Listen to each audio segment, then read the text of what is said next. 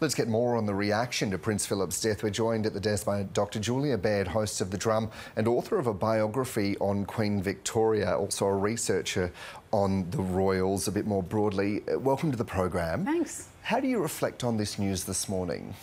Well, it's stunning, isn't it? I mean, you know, like 99 years, 74 years married to the Queen, this incredible supportive role during a century of really shifting kind of responsibilities for for women and working women. And here we had a woman who was working and a partner who had his own interests and his own concerns and had to kind of exist in a role that we know sometimes chafed with him, but do so with with the dignity that he did. It really did make me think straight away when I heard the news of the moment that Prince Albert died with Queen Victoria. Now, they were younger, they were 42. So that was, you know, Victoria had to rule for a long time on her own. And at that moment, they talk about how in Windsor Castle, they could hear the Queen's cry at the moment of his death. And she just said, who will call me Victoria now?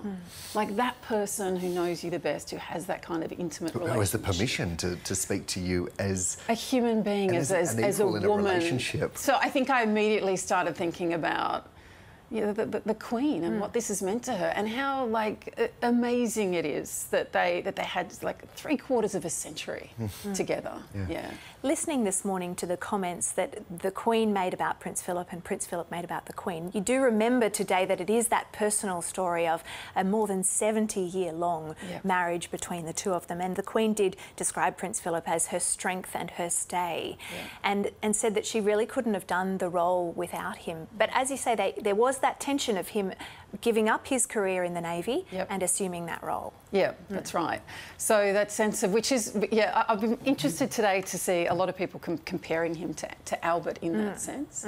And actually a lot of people talking about who was the more successful as a partner, because we have had 2 entire centuries that were kind of matriarchal monarchies. You know, the kings have come and gone. You know, before Victoria, they were like kind of either corrupt or went mad or just didn't last very long or had gout or like all kinds of issues.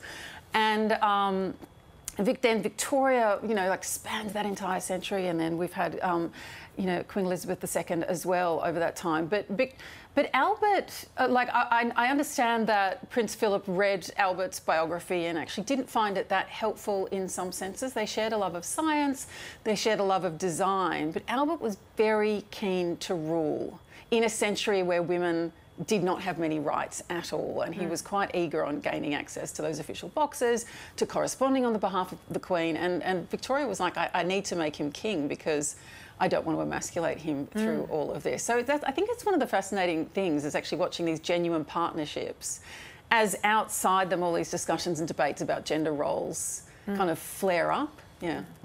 Yeah, you touched on there the measure of success, of what that may be, what it might look like.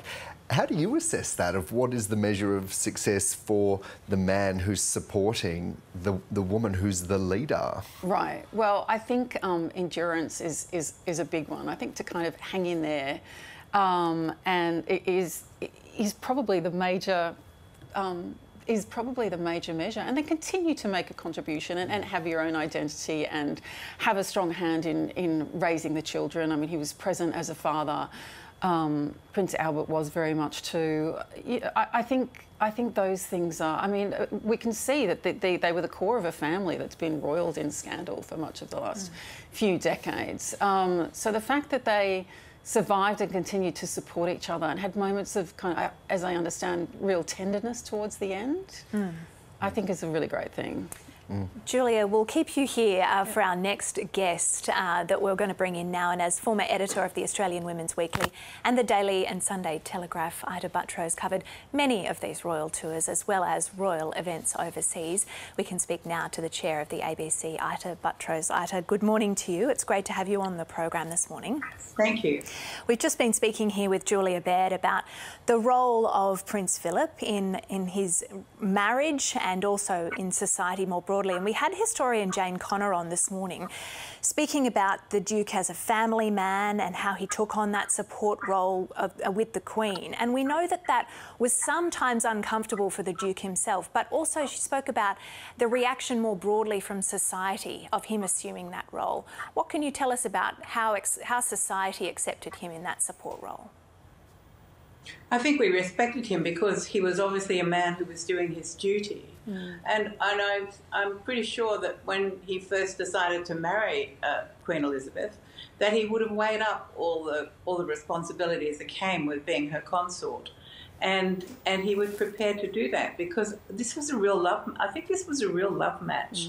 And I was thinking during COVID, when they spent so much time together at Windsor Castle, that was probably rather a sweet moment for the pair of them because they're normally so very busy that to suddenly have this roughly 12 months or whatever together would have been a bonus that they wouldn't have expected, and I'm sure they would have shared many memories. I had the good fortune to actually meet him back in 1979. I had afternoon tea with him on the Royal Yacht Britannia. Now, he was here for the Prince Philip Design Awards, which I hosted for the ABC in Brisbane. And as part of my role, I had to meet the Prince beforehand. So down I went to the Royal Yacht Britannia, which was moored in Brisbane, and we had afternoon tea. And he was charming. And he was good fun, and he was intelligent, and I could understand why he captured the Queen's heart. You just think, oh my word, this guy really has something. Dr Baird, nods of agreement there. The comment that Ita Buttrose made about capturing the Queen's heart, but also earlier when I was talking about this being a love match, because that's exactly what you've researched of the earlier monarchs, isn't it? Of that real connection, that finding that point. Yeah. And there are actually similarities because, I mean, it was also a love match with Albert and Victoria. She was absolutely crazy about him. And the way she wrote about him physically, she loved so much his moustache that she made every officer in the British Army wear one. The precedent. So, and when you read about the early days of Prince Philip and Queen Elizabeth and how they went, I think their first date was, what, Oklahoma? And just how, like, she was 5 years younger, and just how smitten she was, and how she would play I think we're falling in love, or will they say we're in love, whatever that song is, over and over again. And she was kind of determined. But he was very handsome, very dashing. And I was interested in one of his school reports as well, because they said he extracted a lot of fun from, you know, very small things. I thought that is actually a quality that can get you through a lot of life, right? Yeah. And that's also what you want when you are going through a host of really, like, not always scintillating public functions that can last for many hours. It would be nice to have someone you can have a bit of fun with by your side. Yeah, and it's interesting because we've heard this morning the reflections of people about the personality of Prince Philip and how he was charming and he had a lot of wit, a strong wit. But we also got an insight earlier with seeing some letters that he'd sent to Princess Diana where there were troubles between her and Prince Charles in their marriage, and showing a more tender side of Prince Philip. Ita Buttrose. Yes, I think he was a romantic. That was the whole appeal of him, and I think that song you're thinking about from Oklahoma, Julia, was "People Will Say We're in Love." Oh yes, thank you. I was struggling for that. Yeah.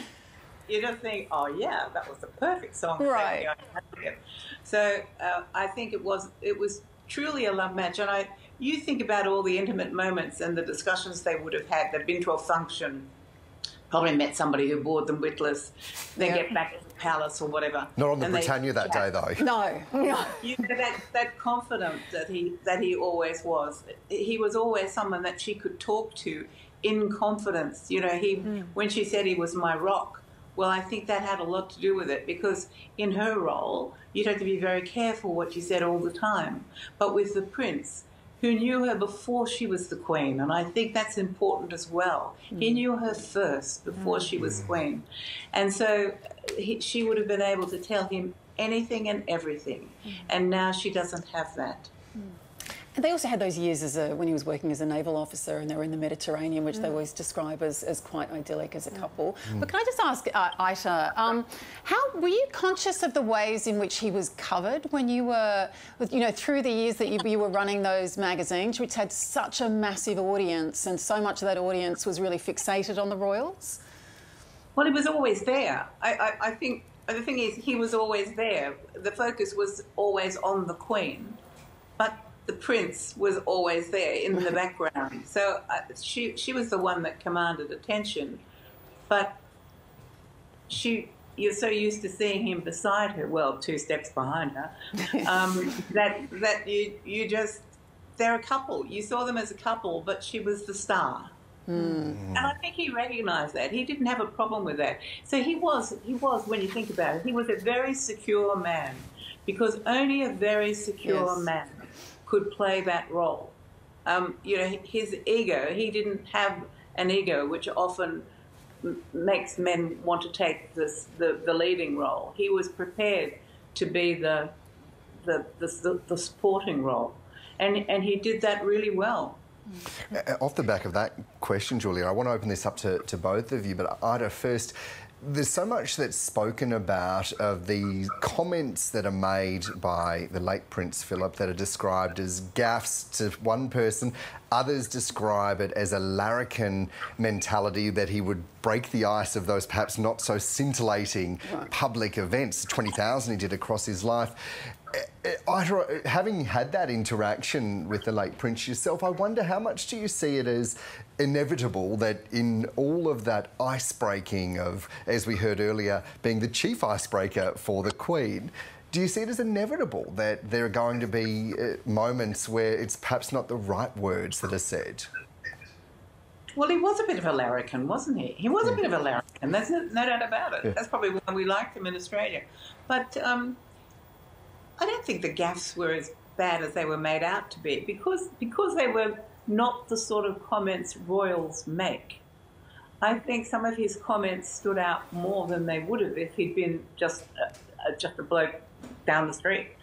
And so perhaps we in the media made more of them than we needed to. I don't know. We can just look at that. What, you're looking for a story, and you sort of think maybe Prince Philip will say something, and then if he did say something, you could have a story, you could blow it up and make it into a bit of a yarn. I think that did often happen for him, but you've got to remember he was a naval man, and I would think in the Navy, blokes say whatever's on their mind. It's a lot more open, a lot more camaraderie, and I think he was used to that kind of lifestyle. And saying what was on his mind and being frank and open and honest was his style.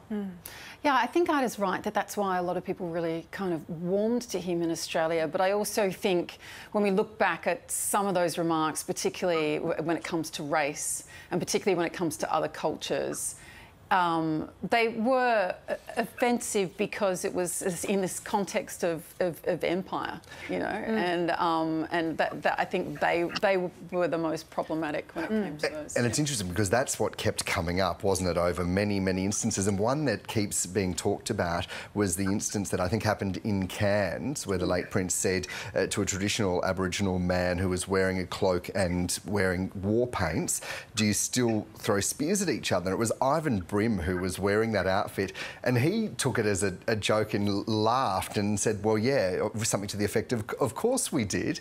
It was his son who later said that neither him or his dad were offended. Yeah, right. And they saw it, quote, was just a bit of a larrikin. So they saw it as being that thing where the Prince was desperately trying to create a moment. Now, how it's interpreted outside of the three of them, of course, is the thing that's open to interpretation, isn't it? Right. And other remarks, so you're seeing people in traditional dress, you look like you're ready for bed. For bed, yeah. And again, it's a context. In some situations, maybe if they'd spoken before, maybe who knows what they'd said before and who knows what they'd said after.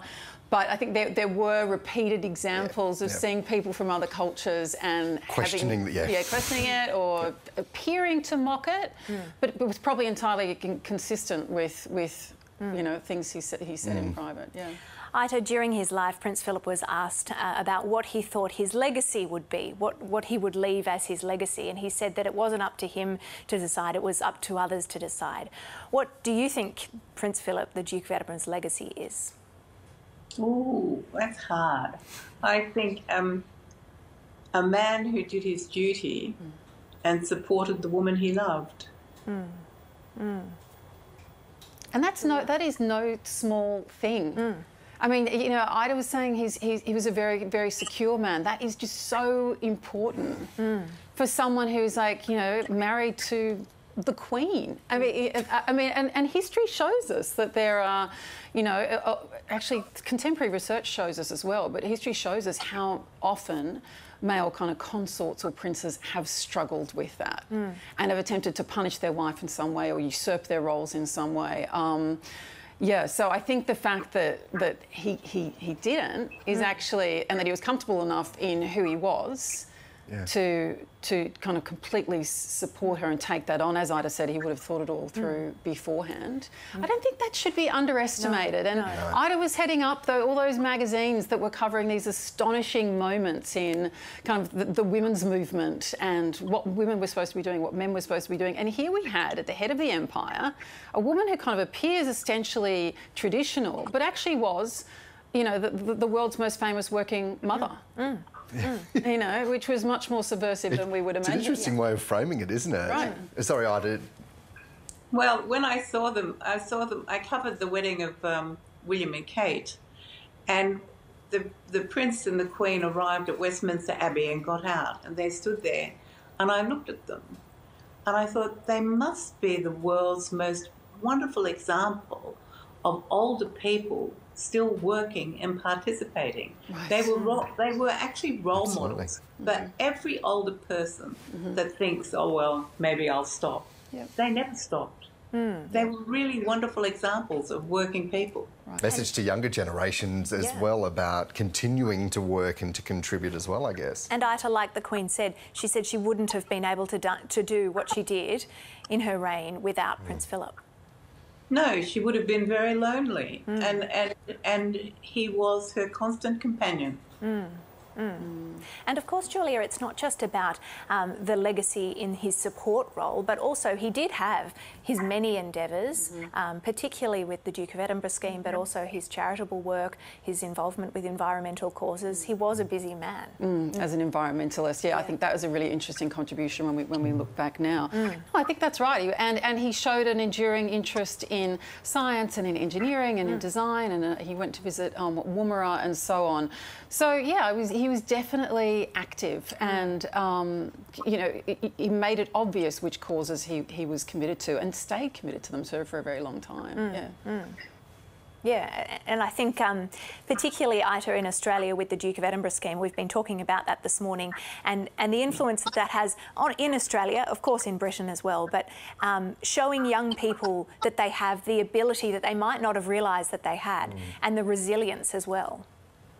Yeah, it was a wonderful scheme and a great initiative. And I'm thinking, you know, talking about the Prince's interest in environment and science and so on, that's rubbed off on Prince Charles because Prince Charles has been an environmentalist for as long as I can remember. And I'm sure his father's influence, apart from him going to the same school as his father went to, Gordonston, but I'm sure the Prince's influence on his son has been significant. And I think the first hint that all was seriously not well with Prince Philip was that day not long ago when Prince Charles visited him in hospital. And when he came out, there were reports that he had tears in his eyes. And I thought then that this did not bode well for Prince Philip. Ita, from here, just finally, what does this mean for the royal family, for the royal household, discussions that will inevitably emerge around becoming a republic here in Australia?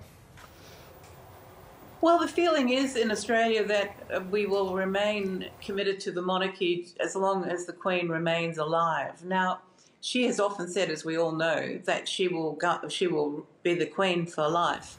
But circumstances like the death of Prince Philip sometimes have it make a change in how people think.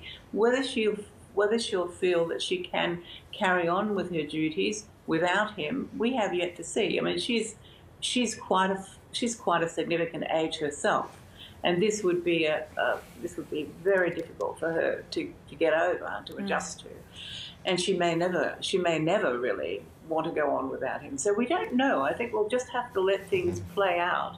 There have been calls just recently for Prince William to hop over Prince Charles and become the king, but I doubt that would happen. This is a very protocol family. You know, they observe the way it's always been done. So I think, you know, they will take their turn. There will be Charles and then there will be William. But it's really up to the Queen as to whether or not she feels she can carry on without the Rock. Yeah. And that is been for more than 70 years. And sorry, we'll have to jump in. That is certainly the conversation we're having. Ita Buttrose, thank you so much. Dr Julia Baird, wonderful to have you both with us with your insights this morning. Pleasure. Thank you again. And coming up next hour, we'll have more on the international reaction to the death of the Duke of Edinburgh. Do stay with us on Weekend Breakfast.